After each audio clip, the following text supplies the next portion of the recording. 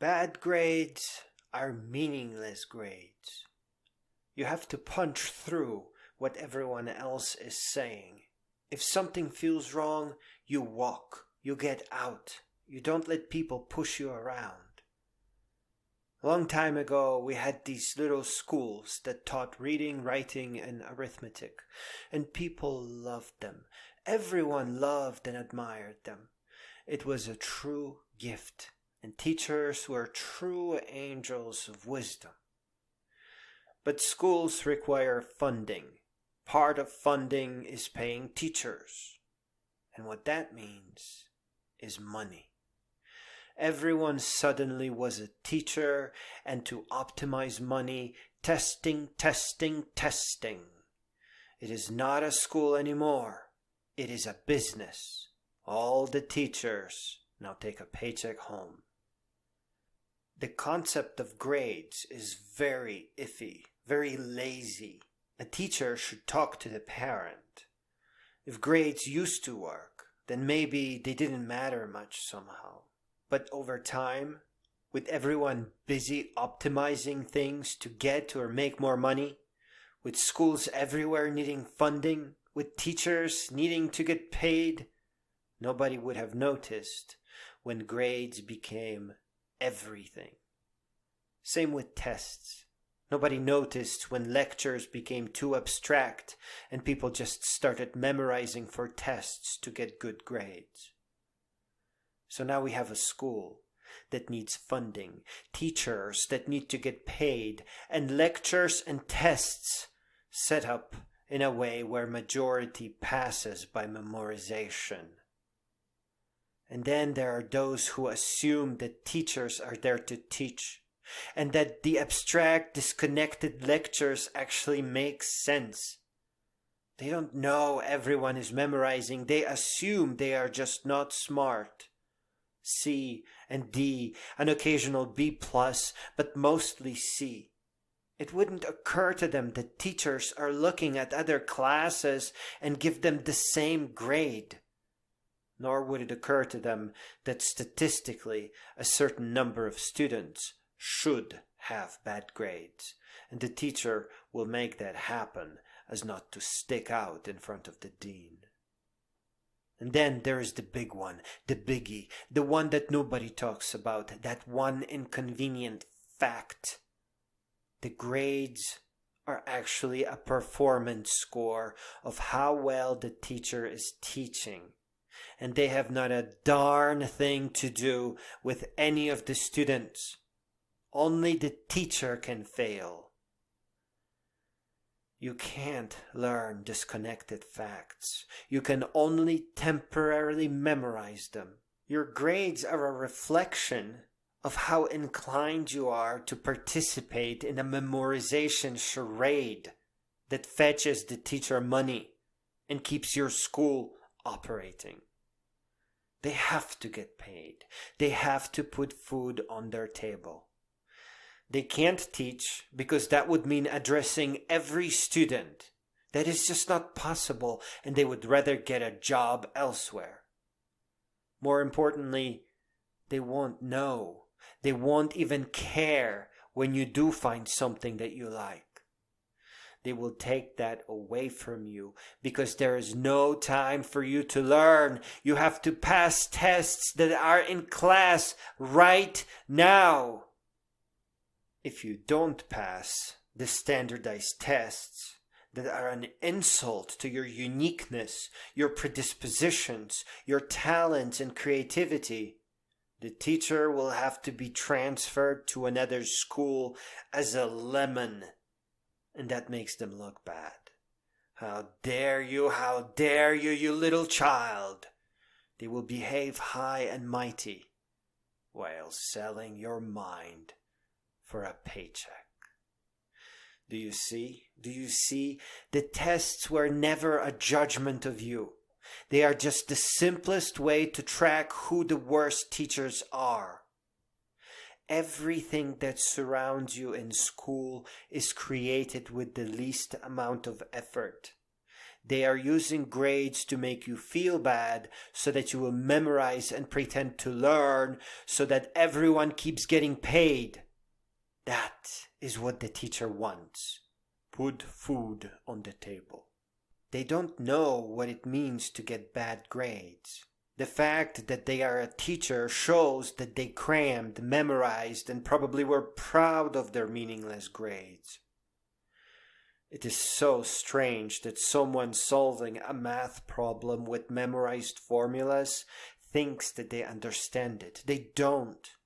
They must understand how the formulas work. And it is easy and beautiful. To begin learning mathematics for real, you need to even out the playing field with a simple programming language. Because to quote Math is Code, mathematical symbols can mean different things depending on the author, context, and the field of study, such as linear algebra, set theory, etc. So you aren't even learning real math. And beyond that, as you create or recreate your formulas in a simple programming language, it makes sense to plug them in and create interactive visualizations. And of course, before you start learning math, you need a reason to learn math, which would be creating computer games, designing screensavers, music visualizations, generative art or generative music, even stuff for making videos. More than that, you can't learn math when someone tells you to. Your mind has to be ready, and that may take a long time. And you need to see the full picture because as fun as generative art is, you need to know why you need it. The reason why you need generative art is so that you may exhibit your works at Guggenheim, creating another product line, or helping students learn how to be more like you.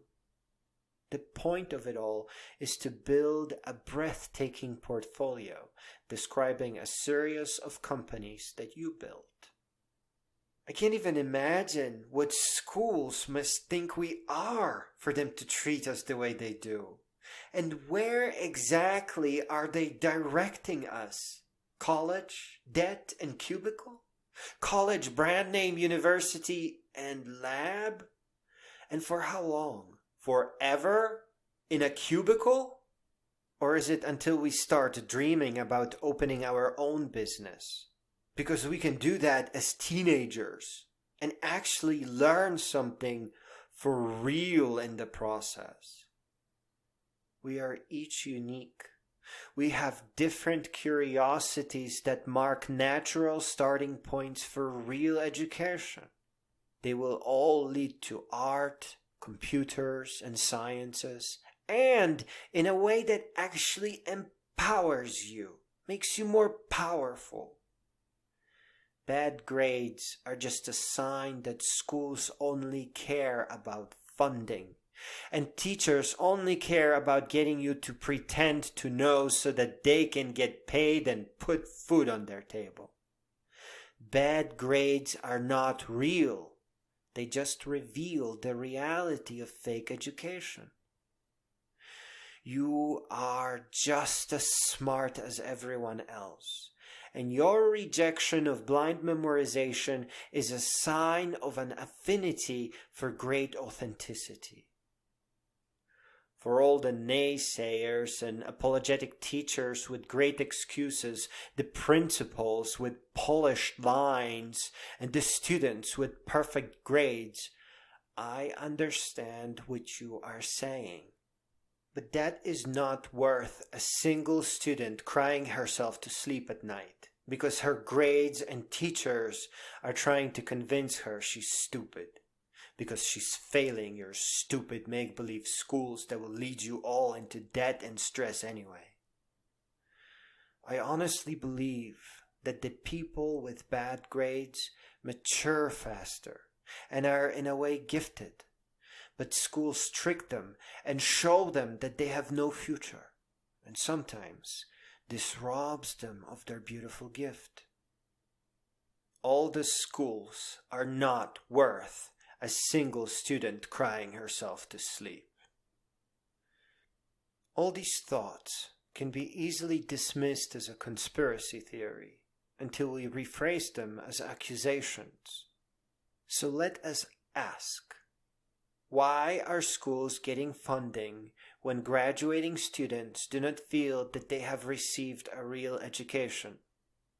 Why are grades being used on students when they do more damage than good? Why is there a standard curriculum when everyone has different curiosities, a different pace of learning, and holds a unique constellation of knowledge? How can an institution refer to itself as a school when it causes stress that often leads to tears and low self-esteem? Furthermore, standardized schools, in their neglect, have a tendency to convince students to spend their parents' money or go into debt for overpriced college. A paid education with unforgivable debt, with a significant percentage of students pushed into drugs and alcohol. The jobs that college graduates get are often less than advertised. Terrible job interviews with bad starting salaries and awful entry-level positions.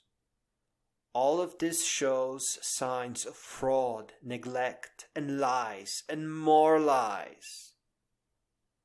All of this can be repaired with a personalized education with the aid of computers, and with a focus on building small companies that will help the students to financial independence rather than debt.